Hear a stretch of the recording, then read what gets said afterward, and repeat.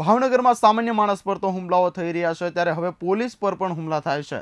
ત્યારે શહેરના કાળાનાળા રોડ પર ફરજ બજાવનાર ટ્રાફિક પોલીસ પર મોહન વલ્કેનાઇઝના માલિકે હુમલો કર્યો છે।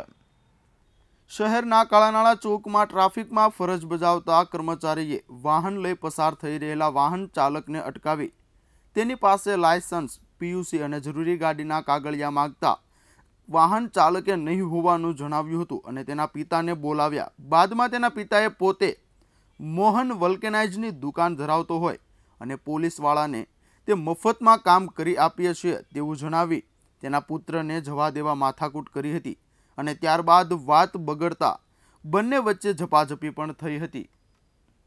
કાળાનાળા તુલસી સર્કલમાં અમારી ટ્રાફિક ફરજ ઉપર હાજર હતા તે દરમિયાન એક મોટરસાઇકલ ડબલ સવારીમાં આવતા જે મોટરસાઇકલના ચાલકને અમે ઊભો રાખી તેઓની પાસે લાયસન્સ, પીયુસી, આરસી બુક માગતા તેઓ પાસે લાયસન્સ, પીયુસી, આરસી બુક નહીં હોય એટલા માટે તેઓને કહે ભાઈ રોકડ દંડ તમારે ભરવો છે, તો કે ના અમારે રોકડ દંડ ભરવો નથી એમ કહેતા તેણે એના બાપુજીને ફોન કર્યો। એના બાપુજી આવ્યા એ દરમિયાન અમારી સાથે જેમ ફાવે તેમ બોલવા માંડ્યા કે ભાઈ તમારી ગાડી અમે સરકારી ગાડીઓ રિપેરિંગ મફતમાં કરીએ છીએ। તો મેં કીધું ભાઈ તમે મફતમાં કરતા છો ભાઈ, આ કાંઈ મફતનું કામ નથી ભાઈ, બરાબર છે, આમાં તો રેમ ડિસ્ટ્રી રાખે છે નોએ રાખે ભાઈ। એટલે એમ કહેતા એ એકદમ ઉશ્કેરાઈ ગયો એટલે હું છોકરાને રિક્ષામાં બેસાડી અને અહીંયા લાવતો તો એ ડિવિઝનમાં ગુનો દાખલ કરાવવા। એ દરમિયાન એના બાપો મારા હાથમાંથી એના છોકરાને ઝોંટાવી અને મુકાવીને લઈ ગયો છે, બરાબર। એનું નામ એ છોકરાનું નામ આવડતું નથી પણ જે એના બાપાનું નામ છે મોહન વલ્કેનાઇઝ વાળો, બરાબર।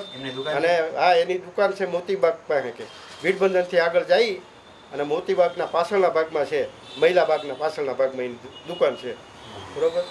એટલે મેં કીધું ભાઈ તમે શું કરવા ભાઈ આવું રીતે કરો છો, તમે પોલીસે જે કંઈ કર્યું છે મેં કાયદેસર માગ્યું છે, આમાં તમારે ન ભરવું હોય તો તમે આરટીઓનો મેમો આપી દઈએ, અમે બીજું તો શું કરીએ। હા, અને અમારી સાથે ઝપાઝપી કરી અને એના છોકરાને છોડાવી ગયો છે અને એના વિરુદ્ધ અમારે ગુનો દાખલ કરાવવાનો છે આજ રોજ, બરાબર છે।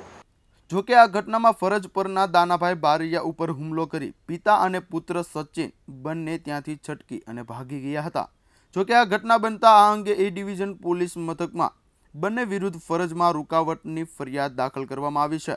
જોકે આ ઘટનાથી ચોક્કસ કહી શકાય કે ભાવનગરમાં ફરતા લુખ્ખા તત્વો પર હવે પોલીસનો ડર ગાયબ થયો હોય તેવું દેખાઈ રહ્યું છે, કારણ કે આવી અનેક ઘટનાઓ નજર સમક્ષ આવી રહી છે।